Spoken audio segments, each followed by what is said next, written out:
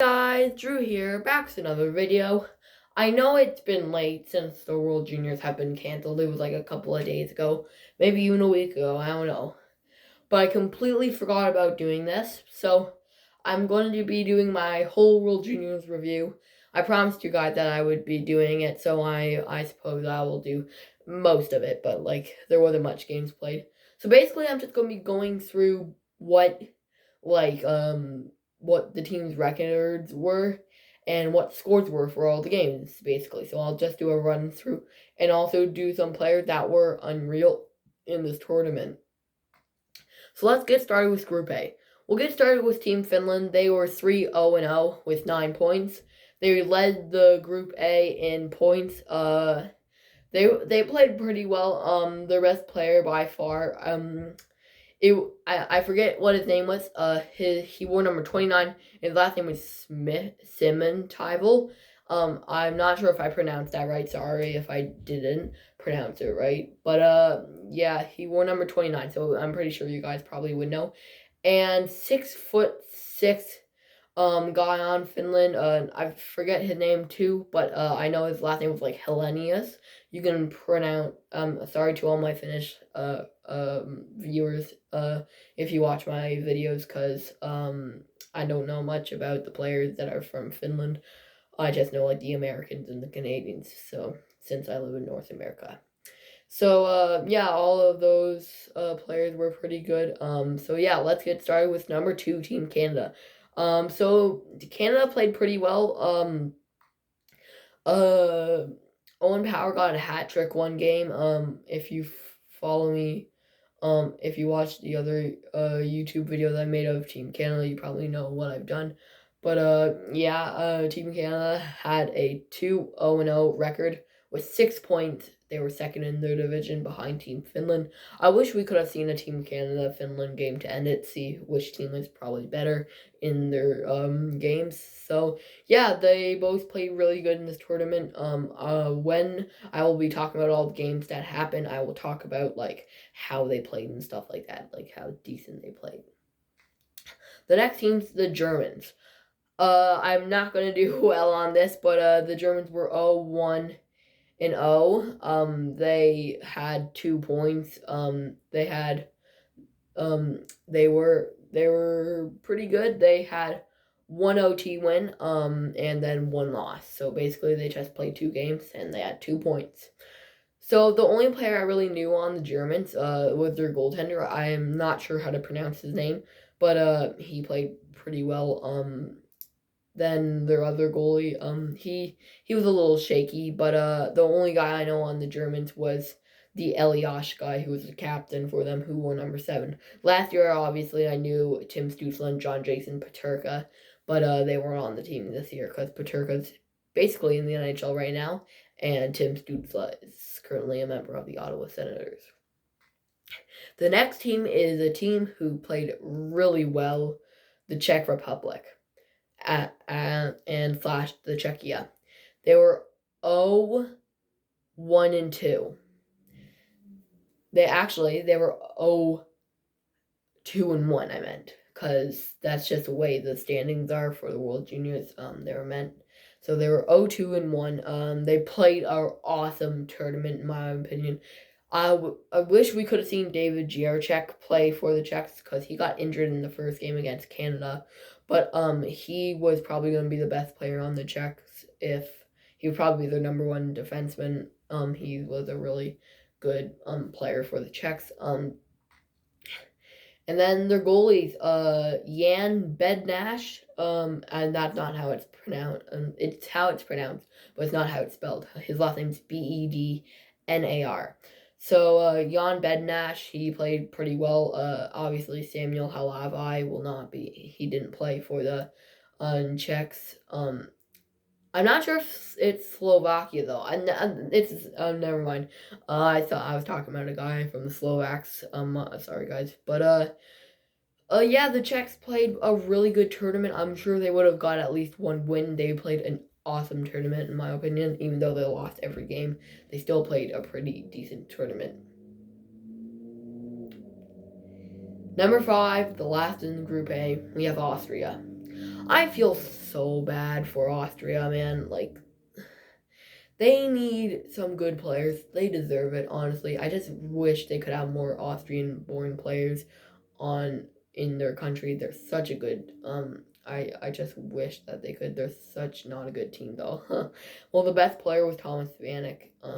In my opinion, on Austria, not this World Juniors, but in the NHL, the best NHL player of all time, obviously, would probably be Thomas Vanek. But the Austrians were 0-2-0. 0 points. I mean, 0 points. Just how things went. Marco Rossi wasn't on the team this year, but their captain, Marco Kasper, he is going to be probably a first-round pick this year. I'm not sure. He might be a second or third. Who knows what the orders are. But he was the captain for them. He didn't produce any points. Like, the Austrians didn't score much goals. They did score more goals than they did last tournament, though. I think the Peters guy got the goal for them last year. But let's not talk about that now. So let's get over to Group B. We'll get started with the Swedes. The Swedes, basically, they were 2-0-0 with 6 points in their division. They were first. They had a lot of good players on their team. I can't think of them. Jesper Wallstad was their number one goalie. He was phenomenal in that for the Team Sweden. And also Kalle Klang backing him up. He was really good too. If you guys watch Trav for Oilers, he's friends with both of them. So he watches their games too, which I found really cool because they're both really good goaltenders. Jesper Wallstad is a pick by the Minnesota Wild, and Kalle Klang was a pick by the Penguins in the 2020 draft.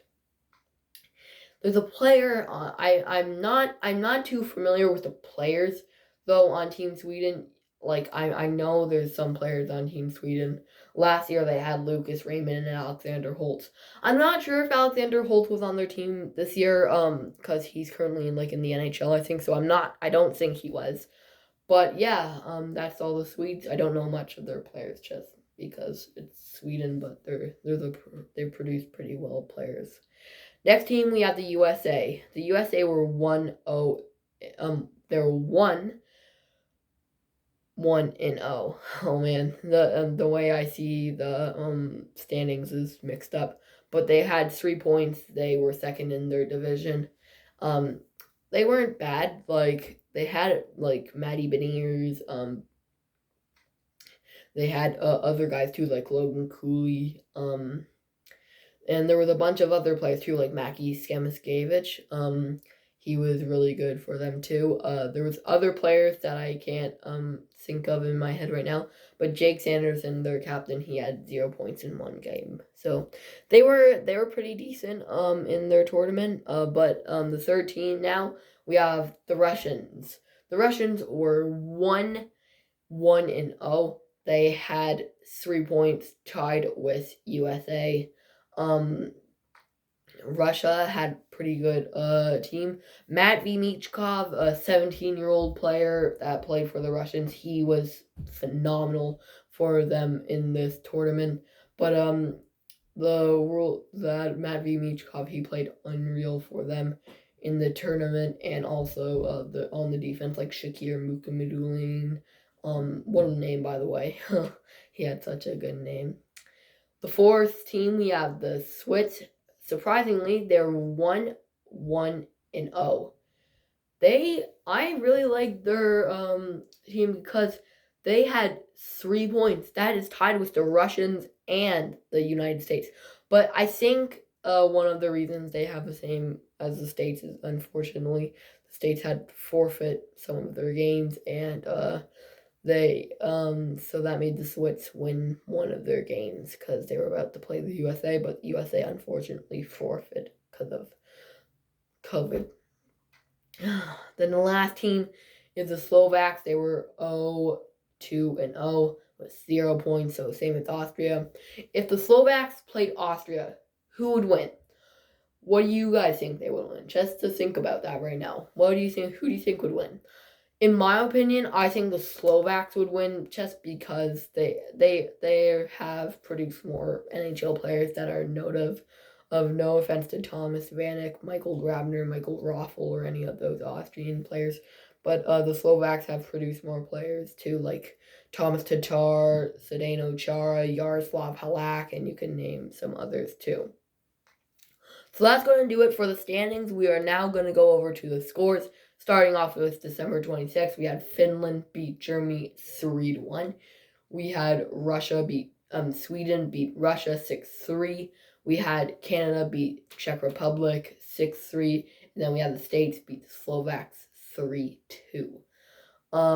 So Canada's game, I can tell you something about that because I watched the whole game. Owen Power had a hat trick, which was really nice for Canada. Okay, so December 27th, Finland beat Austria 7-1. Russia beat Switzerland 4-2. Germany beat the Czech 2-1 in overtime, so that was the Czechs' overtime loss, obviously. And then Sweden beat the Slovaks 3-0. We go to December 28th now, and Canada beat Austria 11-2. Brett Brochu was in net for Canada that game.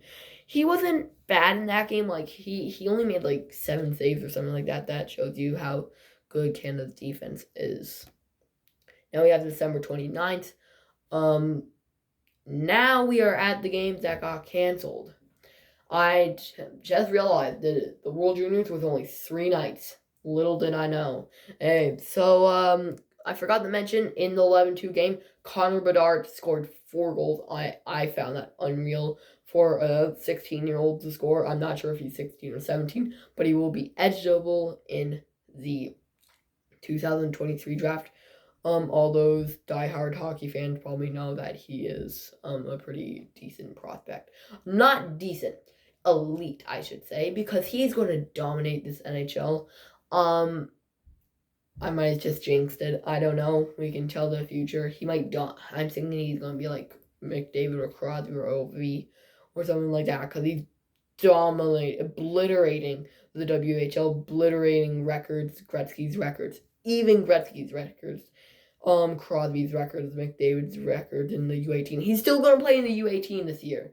So he's probably going to dominate the U18s, and he played for Canada in this World Juniors, so he's probably going to, when he plays in the U18s, he's probably going to dominate. And there might be a chance he might make the World Junior team next year. And if they do, he's going to do pretty decent. So basically, that is all my Team Canada. I shouldn't say Team Canada. I'm sorry that I'm a Canadian fan, but this is just basically all the rundown of Team Canada. I'm so sorry, guys, but still, I did some things that were World Junior based, but still, the World Juniors will be held. I don't know. There's a chance that they might be doing it sometime in the summer, like June or August or July or something like that. So I know players will be overaged, but still, this will still be a great World Juniors if they come back. So that's going to be it for this video, guys. I hope you enjoyed. If you do, you can like the video. You can subscribe if you really liked it. You can follow me on TikTok. My username is true_3111. I will talk to you all again soon, guys. So I forgot to tell you guys something. We are on the road to 100 subscribers. So yeah, hope the World Juniors can come back. And if they do, I will definitely film the rest of the World Juniors, so like I'll do my review at the end of that championship, and I will talk to you all again soon. Bye, guys.